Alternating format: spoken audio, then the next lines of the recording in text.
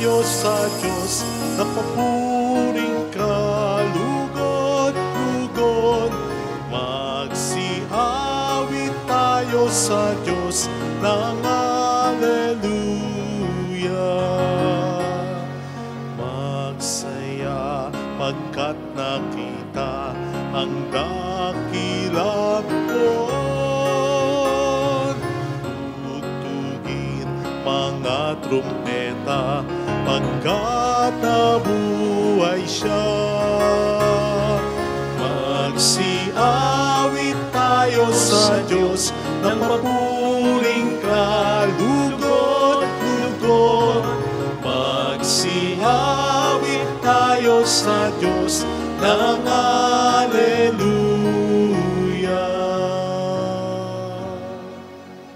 Sa ngalan ng Ama at ng Anak at ng Espiritu Santo.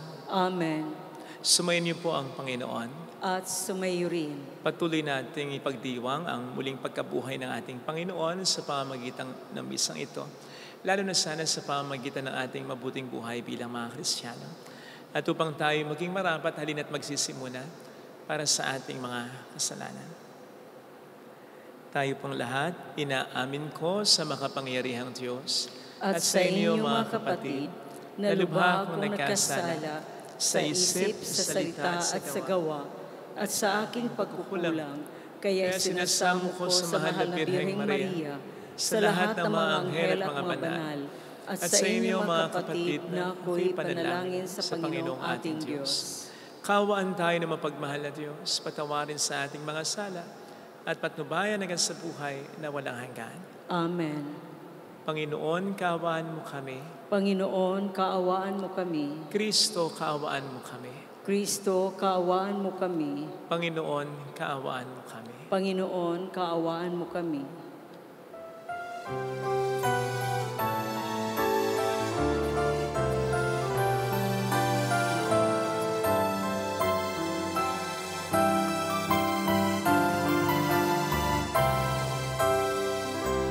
Luwalhati sa Diyos sa kaitaasan, kaloob sa lupa ay kapayapaan.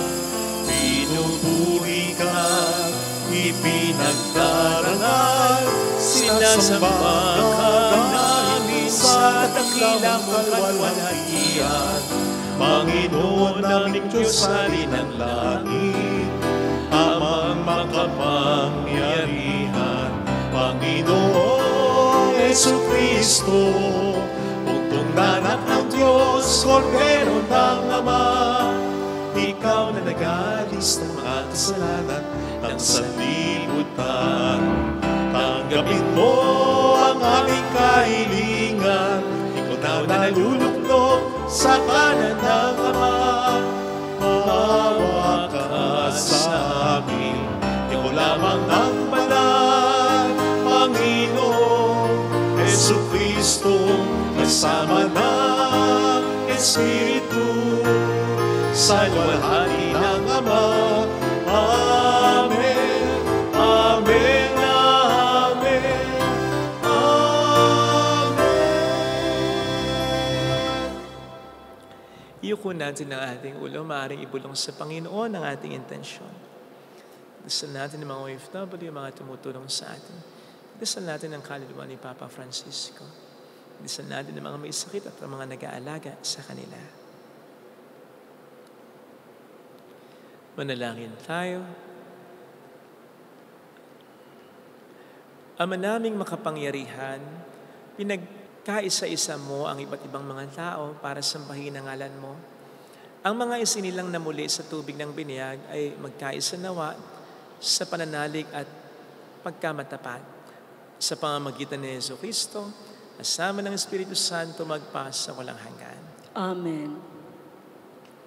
Ang salita ng Diyos mula sa mga gawa ng mga apostol.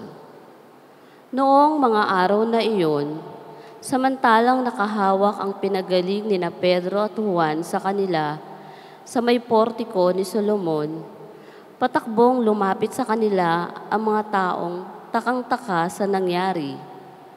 Pagkakita ni Pedro sa mga tao, kanyang sinabi, "Mga Israelita, bakit kayo nanggigilalas sa nangyaring ito?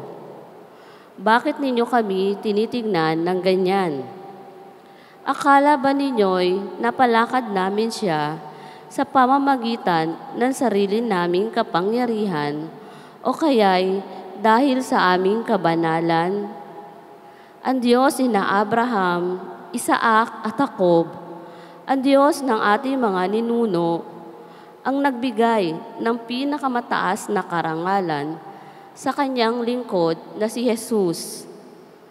Ngunit siya ay ibinigay ninyo sa may kapangyarihan at itinakwil sa harapan ni Pilato, gayong ipinasya na nitong palayain siya. Itinakwil ninyo ang banal at matuwid, at isang mamamatay tao ang hiniling niyong palayain. Pinatay ninyo ang pinagmumulan ng buhay, ngunit siya'y muling binuhay ng Diyos, at saksi kami sa bagay na ito. Ang kapangyarihan ng pangalan ni Jesus ang nagpagaling sa lalaking ito. Nangyari ito dahil sa pananalig sa kanyang pangalan. Ang pananalig kay Jesus ang lubusang nagpagaling sa kanya, tulad ng inyong nakikita. At ngayon, mga kapatid, batid kong hindi nyo nalalaman ang inyong ginawa. Gayon din ang inyong mga ninuno. Ngunit sa ginawa nyo'y natupad ang malaon ng ipinahayag ng Diyos sa pamamagitan ng mga propeta na ang Kristo'y kailangang magbata. Kaya't magsisi kayo at magbalik loob sa Diyos upang pawiin niya ang inyong mga kasalanan at bigyan kayo ng kaunting panahon ng pamamahinga. At susuguin niya si Jesus, ang Mesiyas, na hinirang niya para sa inyo. Siya'y dapat munang manatili sa langit hanggang sa dumating ang panahon ng pagbabago ng lahat ng bagay, ayon sa ipinahayag ng Diyos sa pamamagitan ng kanyang mga banal na propeta mula pa noong una. Sinabi ni Moises, "Ang Panginoong inyong Diyos ay pipili ng isa ninyong kalahi at gagawing propetang tulad ko. Pakinggan ninyo ang lahat ng sasabihin niya sa inyo. At lahat ng hindi makikinig sa propetang yaon ay ihiwalay sa bayan ng Diyos at lilipulin." Nagpahayag din tungkol sa mga araw na ito ang mga propeta, mula kay Samuel at lahat ng mga sumunod sa kanya. Ang mga pangako ng Diyos sa pamamagitan ng mga propeta ay para sa inyo, at kasali kayo sa tipang ginawa ng Diyos at ng inyong mga ninuno na kanyang sabihin kay Abraham, "Pagpapalain ko ang lahat na angkan sa daigdig sa pamamagitan ng iyong lipi." Kaya't hinirang ng Diyos ang kanyang lingkod. At siya'y unang sinugo sa inyo upang pagpalain kayo at tulungang tumalikod sa inyong masamang pamumuhay. Ang salita ng Diyos. Salamat sa Diyos. Maningning ang iyong ngalan poon sa sangkalupaan. Maningning ang iyong ngalan poon sa sangkalupaan. Ikaw, O poon, Panginoon namin, laganap sa lupa ang iyong luningning. Ano nga ang tao upang iyong alalahanin? Ay ano nga siya na sukal mong kalingain? Maningning ang iyong ngalan poon sa sangkalupaan. Nilikha mo siya na halos kapantay ng iyong luningning at kadakilaan. Pinahala mo sa kabuong daigdig sa lahat ng bagay, malakit maliit. Maningning ang iyong ngalan poon sa sangkalupaan. Mga bakat tupa, hayop na babangis, at lahat ng ibong nasa himpapawid. at maging sa isda sa ilalim ng tubig. Maningning ang iyong ngalan poon sa sangkalupaan.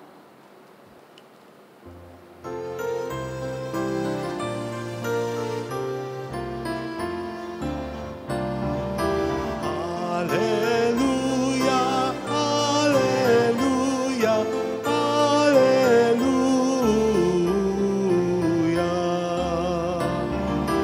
Alleluia, alleluia, alleluia.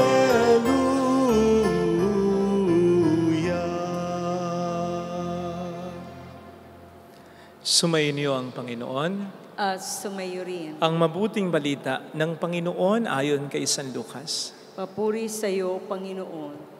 Noong panahong iyon, samantalang isinasalaysay ng mga alagad ni Jesus ang nangyari sa daan at kung paano nila siyang nakilala ng pagpirapirasuhin niya ang tinapay, si Jesus ay tumayo sa gitna nila. Sumainyo ang kapayapaan, sabi niya sa kanila. Ngunit nagulat sila at natakot sapagkat akala nila'y multo ang nasa harapan nila. Kaya't sinabi ni Jesus sa kanila, ano't kayo'y nagugulumihanan? Bakit nag-aalinlangan pa kayo? Tingnan ninyo ang aking kamay at paa. Ako nga ito. Hipuin ninyo ako at pagmasdan. Ang multo'y walang laman at buto. Ngunit ako'y mayroon tulad ng nakikita ninyo. At pagkasabi nito, ipinakita niya sa kanila ang kanyang mga kamay at mga paa nang hindi pa rin sila makapaniwala dahil sa malaking galak at pagkamangha, tinanong sila ni Jesus, may makakain ba riyan? Siya'y binigyan nila ng kaputol na isdang inihaw, kinuha niya ito at kinain sa harapan nila. Pagkatapos sinabi sa mga alagad, ito ang tinutukoy ko nang sabihin ko sa inyo nung kasakasama pa ninyo ako. Dapat matupad ang lahat ng nasusulat tungkol sa akin sa kautusan ni Moises, sa mga aklat ng mga propeta at sa aklat ng mga awit. At binuksan niya ang kanilang mga pag-iisip upang maunawaan nila ang mga kasulatan. Sinabi niya sa kanila, ganito ang nasusulat, kinakailangan magbata ng hirap at mamatay ang Mesiyas at muling mabuhay sa 3 araw. Sa kaniyang pangalan, ang pagsisisi at kapatawaran ng mga kasalanan ay dapat ipangaral sa lahat ng bansa, magmula sa Jerusalem. Kayo ang mga saksi sa mga bagay na ito. Mga kapatid, ang mabuting balita po ng Panginoon. Pinupuri ka namin, Panginoong Hesukristo. Welcome sa Our Lady of Lasalet, Pasay Parish, kung saan ayos lang umiyak, sasamahan tayo ng mahal na ina sa pag-iyak at sa pagdarasal upang maging maayos ang lahat. Narinig po natin sa ating unang pagbasa ang pagkapagaling na ginawa ni Pedro at ng mga alagad sa isang taong pinanganak na lumpo, sa isang taong matagal na actually na lumpo. Ito ay magandang bagay na nagawa nila. Ito ay magandang bagay na nangyari sa buhay nila. Pero mas maganda ay ibinalik nila agad sa Diyos ang credit, ang papuri at pasalamat. Sinabi nila, nilinaw nila agad, hindi kami ang nagpagaling sa taong ito. Ano't namamangha kayo? Ang nagpagaling sa taong ito ay si Kristo. Napakaganda po nito sapagkat malaki ang tukso sa mga taong ginagamit ng Diyos bilang instrumento ng kaniyang mga milagro sa buhay ng mga tao na ang kinin yung credit at hindi ibalik sa Diyos na siyang dahilan ng mga blessings o milagrong ito. Last Tuesday night po ay sinelebrate namin ang birthday ng isa sa aming mga kaibigan. Ang napiling venue ng kaniyang mister ay yung Hard Rock Cafe sa Manila, sa Mall of Asia, na Promise. Ang sarap ng mga pagkain, sarap ng mga inumin. At ang banda, napakagaling. Promise. Doon lang ako napunta ron na sabi ko, okay dito, mababalik ako. Hard Rock Cafe, Manila, Mall of Asia. Actually, hindi lang naman po kami yung guest. Kasi konti lang naman kami. Kaya isa lang kami sa mga guest. Yun lang ang napiling venue. Ito ngayon ang gusto kong ikwento. Kasi at one point, may lumapit sa akin and she said they're happy to welcome me there, to have me there. Binigyan ako ng cake, tapos binigyan ako ng t-shirts. 3 t-shirts, ang gaganda. Hard Rock Cafe, Manila.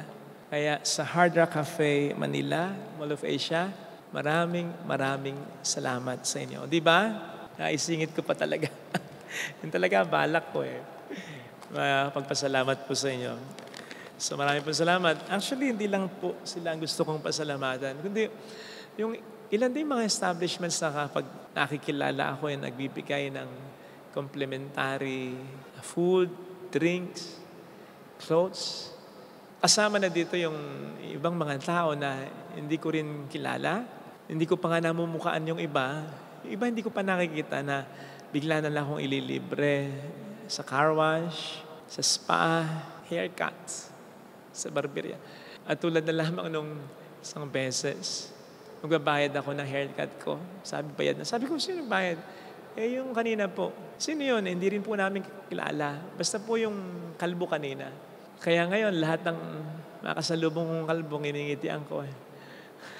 Baka yun yung nagbayad ng gupit ko. Sabihin nilibre ako, suplado ko. Sa lahat ng mga kalbo, salamat sa inyo. But you know what? Immediately after these blessings, honestly, like kong sinasabi, thank you, Lord. Thank you, Jesus. Kasi lahat naman ng mga ito ay dahil sa biyaya ng Diyos sa buhay ko. Mahirap po na angkinin natin yung biyaya, At tingnan natin ito bilang karapatan. No, these are just blessings. Mahirap po na angkinin natin yung credit, Dapat ang papuri at pasalamat ay sa Diyos lamang natin. Alam ko na alam ninyo kapag sinasabi niyong followers ko kayo ay kinukure ko kayo lagi. Followers ni Jesus. Followers ni Jesus. Hindi si Father Fidel. Actually, magiging malungkot ako kapag mapapalapit kayo sa akin at hindi kay Jesus. Magiging failure ang lahat ng ginawa ko kung ganun. Kung hindi kayo napalapit sa Panginoon. Again, huwag nating kukunin yung credit, Kasi magre-resulta sa atin ito ng kayabangan at ayaw ng Diyos yan. Di ba sabi niya, ang nagpapakataas ay kaniyang ibababa. And I think ito ay alam na alam ni Pedro at ng mga alagad. Kasi di po ba may instance sa Ebanghelyo na hindi nila napagaling yung isang bata na inaalihan ng Diablo.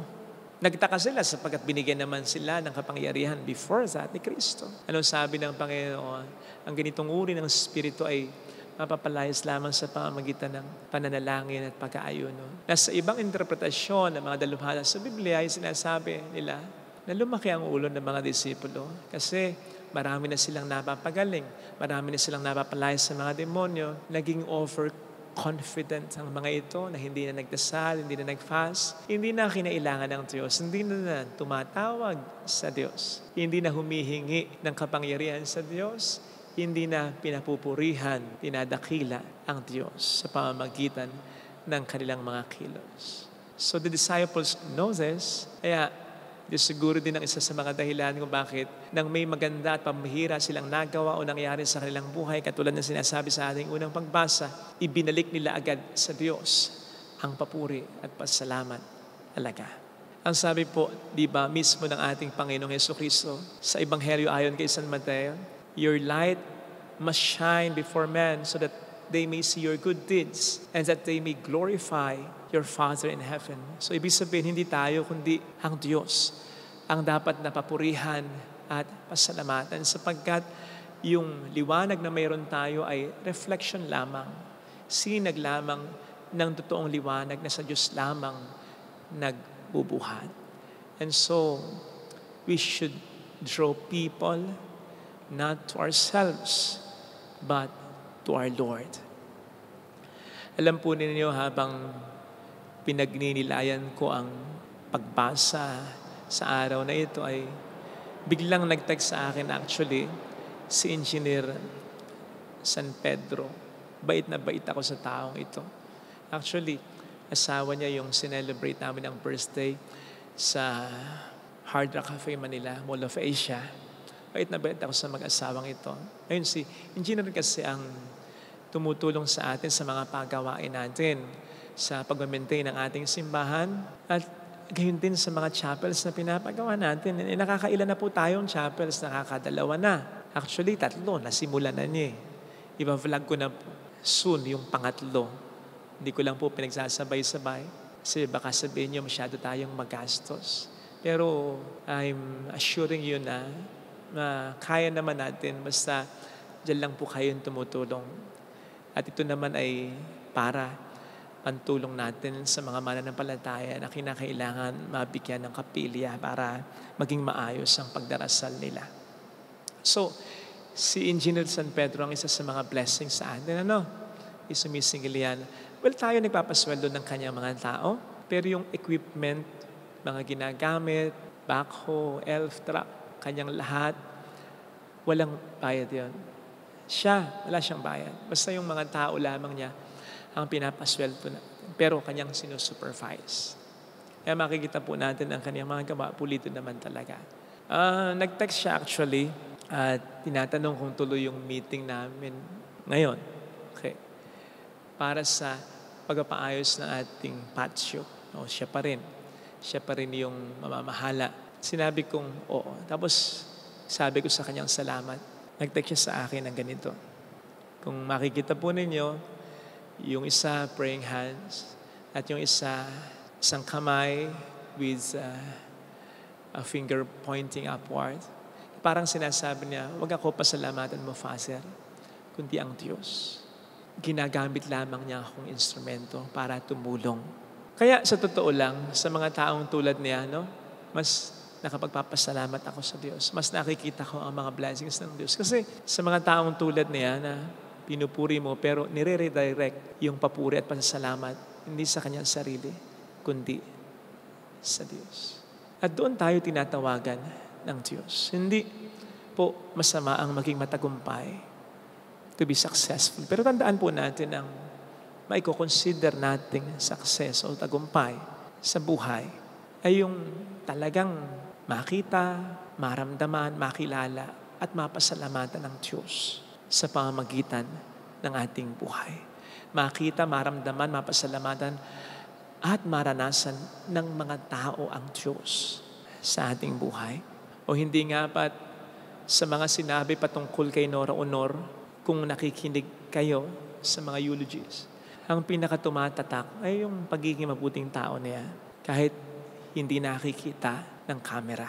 O hindi nga ba't ang mas iniinda natin ngayon sa pagkawala ni Pope Francis ay hindi naman yung katungkulan niya o yung hinawakan niyang posisyon, kundi yung sa maraming beses sa buong buhay niya ay naramdaman, nakita, napasalamatan talaga natin ang Panginoon. Yun ang tunay na tagumpay ng buhay. Tagumpay hindi lamang dito sa lupa, kundi tagumpay hanggang sa kabila. Tagumpay na papalakpakan, hindi lang ng mga tao dito sa mundo, kundi pati na ng mga anghel sa langit, sa kabilang buhay. Nakakita nga po ako ng post sa FB na ganito. Ang sabi dyan ay, Lord, last week kinuha niyo na po ang paborito kong artista, si Nora Honor. Tapos ngayon kinuha niyo na din ang paborito kong Pope, na si Pope Francis. Lord, gusto ko lang pong malaman ninyo na paborito ka rin ang senador na si... Pinabura ko lang Sige nga, bagamat masama ito hindi tama ito. Pero bakit ba may mga tao nakapag-iisip ng ganito? Kasi may mga tao rin naman na hindi mo makita, maramdaman si Kristo sa kanilang buhay. At kung hindi mo maramdaman si Kristo sa kanilang buhay, kabaligtaran yung nakikita at nararamdaman mo sa kanila. Hindi sila mga biyaya, hindi mga pabigat pa nga. Sanang ganun, Kasi kahit na maging senador pa tayo, kahit na maging makapangyarihan pa tayo, kahit na maging mayaman pa tayo, kahit na maging pinakamagaling pa tayo sa lahat ng mga aspeto, sa anumang mga karera or karera natin sa mundo, pag hindi nakita sa atin at naramdaman sa atin si Kristo, failure ang buhay natin dito, maniwala po kayo.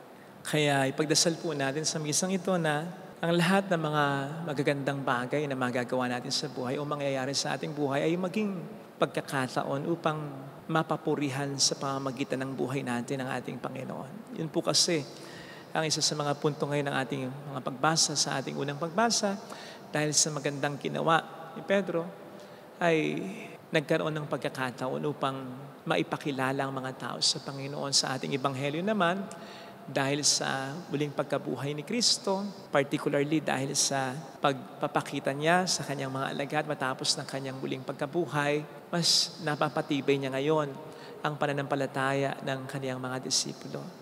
So, maging ganun din po sana sa ating buhay, that the great things that we will do and will happen in our lives may draw people not to ourselves, but to God. Tandaan po natin na we are called not to be successful, but to be faithful. Tinatawag tayo para maging tapat sa Panginoon, sa ating gampanin, sa ating tungkulin upang ipakilala siya sa mga tao. Kaya nga sa kalangitan, hindi naman niya sasabihin sa atin pag sinalubong niya tayo, "Well done, good and successful servant." Ang sasabihin daw niya sa atin ay, "Well done, good and faithful servant." So again, hindi masama ang maging matagumpay, pero ang tunay na tagumpay ng buhay ay yung makita, maramdaman, maranasan at pasalamatan ng mga tao ang Diyos sa pamamagitan ng ating buhay. Ito sana ang hilingin nating biyaya ngayon sa ating banal na pagdiriwang. Lagay natin ang ating kanang kamay sa tapat ng ating puso. Awitin natin. Alam kong may magagawa ang Diyos.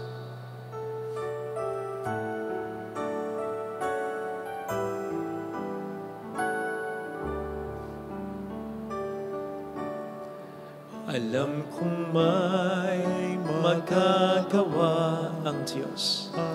Makapangyarihan siya. Alam kong may magagawa ang Diyos. Alam kong may magagawa Walang imposible sa Kanya. Kung ako'y magtatapat, kung ako'y magtatapat, sa Kaniya'y maglilingkod, sa Kanya'y maglilingkod, alam kong may magagawa ang Diyos. may magagawa ang Diyos. Alam kong diringgin ng Diyos ang samo ko, Alam kong di sapagkat mahal niya ako. ng Diyos ang samo ko. Alam kong diringgin ng Diyos ang samo ko, Alam kong diringgin ng Diyos sapagkat anak niya ang ako. samo ko. Kung ako'y magtatapat, Kung ako'y magtatapat, sa Kaniya'y maglilingkod, sa Kanya'y maglilingkod, alam kong diringgin ng Diyos ang samo ko. diringgin ng Diyos Pikit natin ang ating mga mata. samo ko. Panginoon, tulungan mo akong maging instrumento ng mga mabuting bagay na gusto mong gawin sa buhay ng iba, lalong-lalo na sa pamilya ko. Tulungan mo po akong magpagamit sa iyo bilang instrumento ng pagmamahal, pagpapatawad, malasakit, pangunawa at kaligtasan na nagmumula sa iyo. Sa gayon, tulungan mo ako na maging matyaga, na maging mapagpatawad. Tulungan mo ako na maging mas mapagmahal pa. Tulungan mo ako na maging daluyan ng iyong grasya sa buhay ng iba, lalo na sa aking pamilya.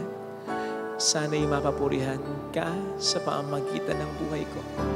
Alleluia! Purihin ang Diyos. Alleluia! Pasalamatan siya. Siya ay muling babalik sa atin. Basta't makatandaan mo, kapatid, na wala nang pinakamagandang bagay na pwede tayong gawin sa buhay ng iba, lalo na ng buhay ng ating pamilya, kundi yung ilapit sila sa Diyos. Yung makita nila ang kadakilaan, kabutihan ng Diyos sa buhay natin. Babalik ang Panginoon upang tayo ay kunin at huwag tayong mag-alala. Tutulungan niya tayo upang ito'y ating gawin. Kaya, may dagdag pagpapala, may dagdag grasya. Kung ikaw ay magpapaubaya sa Kanya, kung magiging very willing ka na maging daluyan ng Kanyang grasya, mayroong magandang mangyayari sa iyo, tama na mahirap, tama na matagal kung minsan, pero yun ang pinakamagandang magagawa natin sa ating kapwa. ang mailapit sila sa Diyos sa pamamagitan ng ating pagmamahal sa kanila, kabutihan sa kanila, pagkatsaga na ipinaramdam sa kanila. Papuri sa Ama at sa Anak at sa Espiritu Santo. Kaparang noong una, ngayon, magpakailanman, magpasulang hanggan. Amen. Pag-aalay.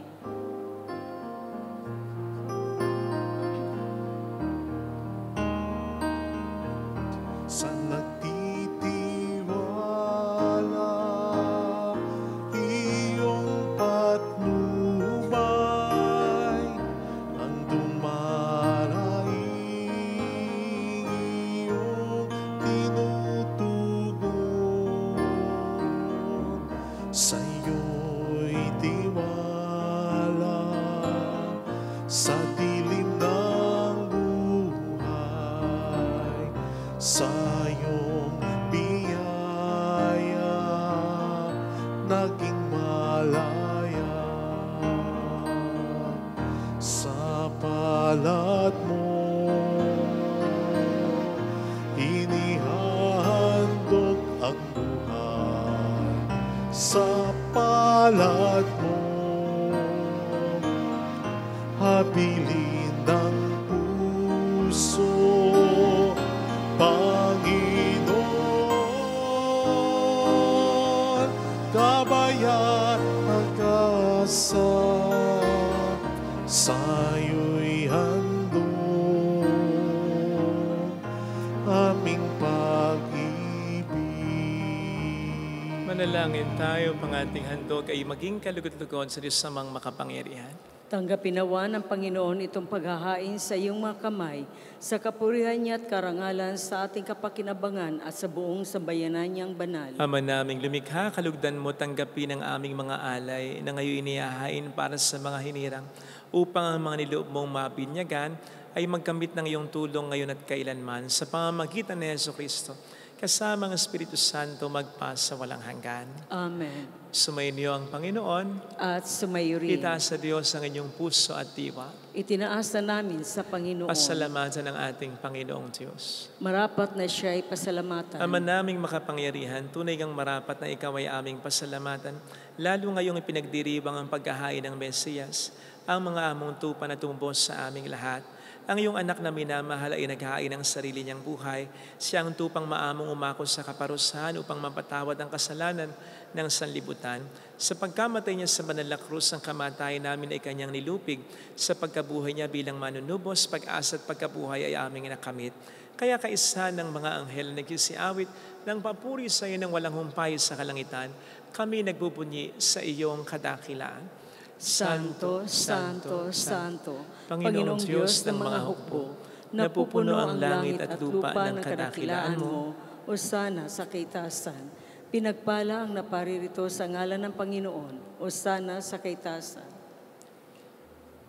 Ama naming banal, ikaw po ang bukhal ng tanang kabanalan, kaya't sa pamamagitan ng iyong Espiritu, gawin mo pong banal ang mga kaloob na ito, upang para sa amin ay maging katawan at dugo ng iyong anak na aming Panginoong Hesukristo.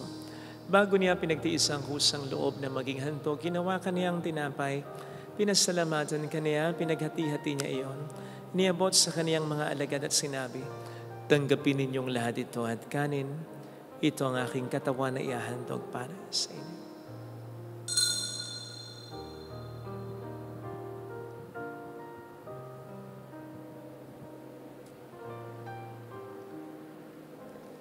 Gayun din naman nang matapos ang hapunan, nawa kaniya ang kalis. Uli kaniyang pinasalamatan. Niabot niya ang kalis sa kaniyang mga alagad at sinabi, tanggapin ninyong lahat ito at inumin. Ito ang kalis ng aking dugo ng bago at walang hanggang tipan. Ang aking dugo na ibubuhos para sa inyo at para sa lahat. Sa ikapagpatawad ng mga kasalanan, gawin niyo ito sa pag-alala sa akin.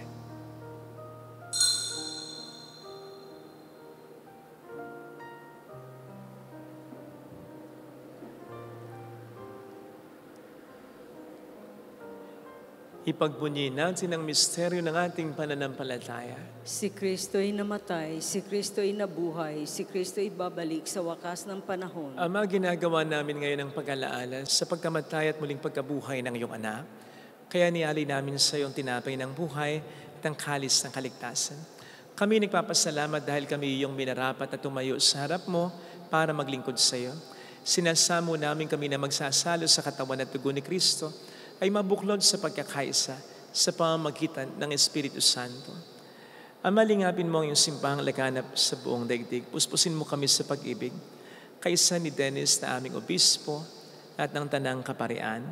Alalahanin mo rin si Papa Francisco na tinawag mo mula sa daigdig na ito. Nung siya'y binyagan, siya'y nakaisa ni Kristo sa kamatayan. Ngayon siya'y pumanaw na may makaisa siya ni Kristo sa pagkabuhay. Alalahanin mo rin ang ipanay mga kapatid ng ahimlay na may pag-asang sila'y muling mabubuhay, lalo na pong aming mga ipagdarasal.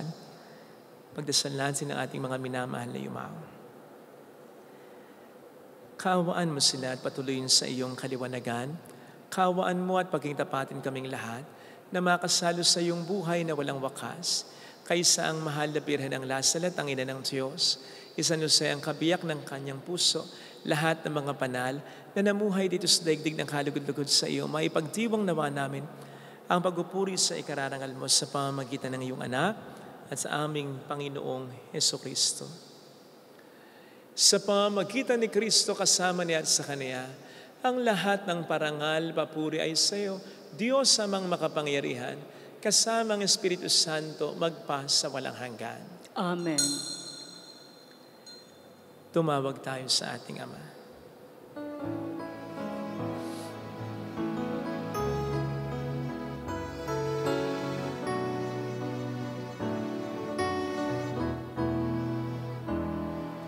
Ama namin, sumasalangit ka, sambahin ang ngalan mo,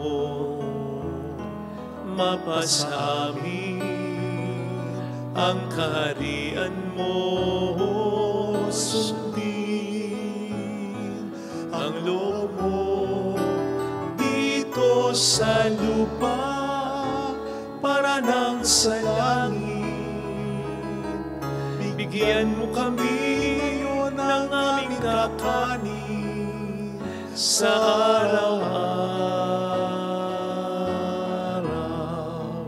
at patawarin mo kami sa aming mga sala para ng pagpapatawad namin sa nagkakasala sa amin.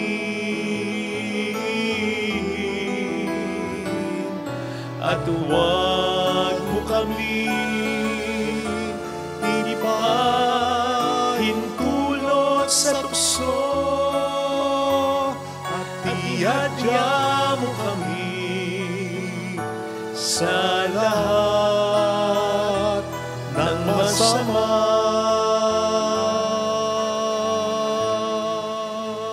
Niling namin kami adya sa lahat ng masama, pagkalooban ng kapayapaan araw-araw, iligtas sa kasalanan, sa kapahamakan sa mga seryosong karamdaman, samantalang ang aming pinaghahandaan ang dakilang araw ng pagpapahayag ng tagapagligtas namin sa Hesukristo.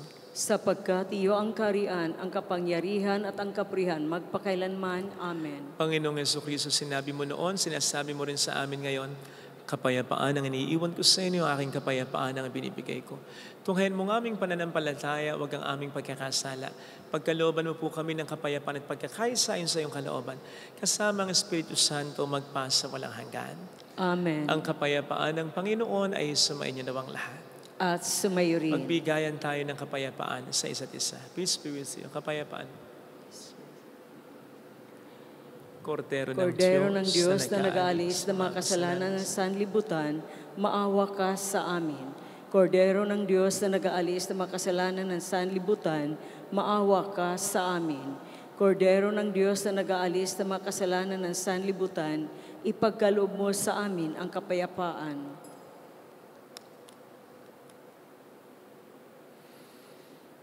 Narito sa harap natin ng Panginoon ang ating buhay at kaligtasan. Mapalad tayong inaanyayahan. Panginoon, hindi ako karapat-dapat na magpatuloy sa iyo, ngunit sa isang salita mo lamang ay gagaling na ako.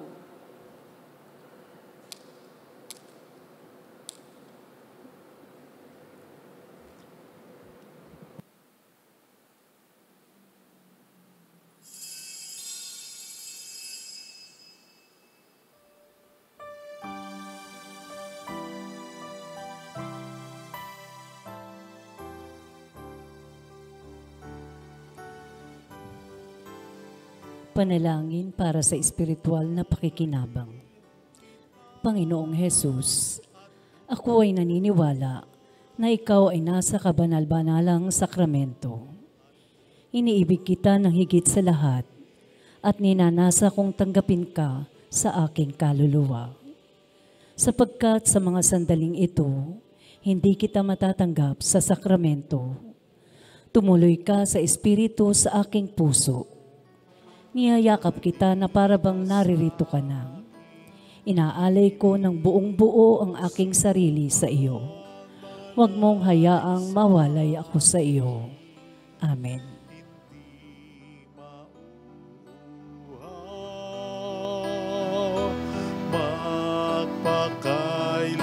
Magpakailanman bubuhayin kita at bubuhayin kita at bubuhayin kita ngayon at kailanman. Pagkaing handog ko, ito ay aking buhay. Sa lahat ng tao'y nalalaan upang sila'y mabuhay magpakailanman. Bubuhayin kita at bubuhayin kita at bubuhayin kita ngayon at kailanman.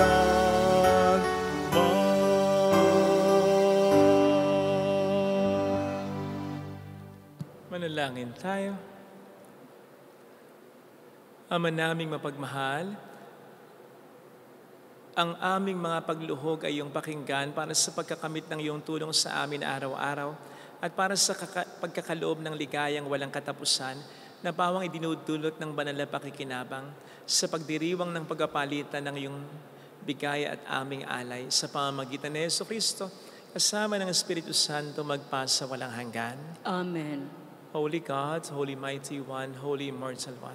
Have mercy on us and on the whole world. Holy God, Holy Mighty One, Holy Immortal One. Have mercy on us and on the whole world. Holy God, Holy Mighty One, Holy Immortal One. Have mercy on us and on the whole world. Jesus, King of Mercy, We trust in you. alalahanin, Alalahanin, o mahal na Birhen ng Lasalet, ina ng pag-asa, ikaw ang nagpaalala sa aming magbalik loob sa Ama. Ito ang nagpapatunay ng kagandahang loob mo'y nanatiling busilak.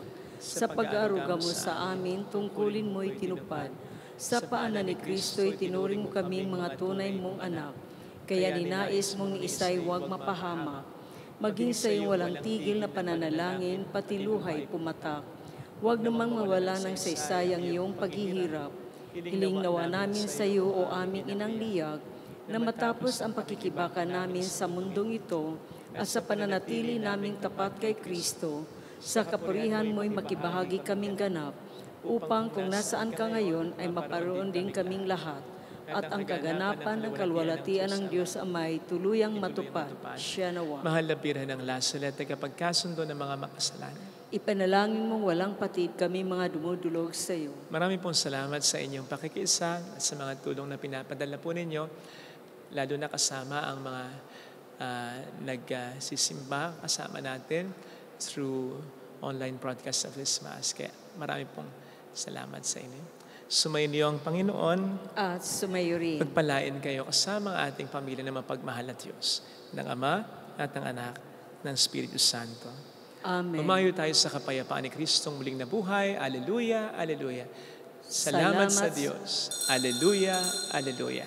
Salamat sa Diyos. Aleluya, aleluya.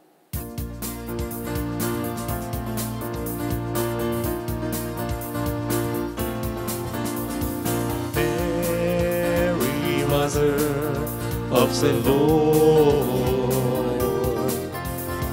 here's a prayer we sing to you. Let your tears sip in our minds and hearts, as once they fell at last and then. Tell your people how to live again. Tell your people how to sing again. Tell your people how to dance again. Tell your people how to pray again. Mary, Mother of the Lord, here's a prayer we sing to you. Let your tears sip in our minds and hearts, as once they fell at last and lay.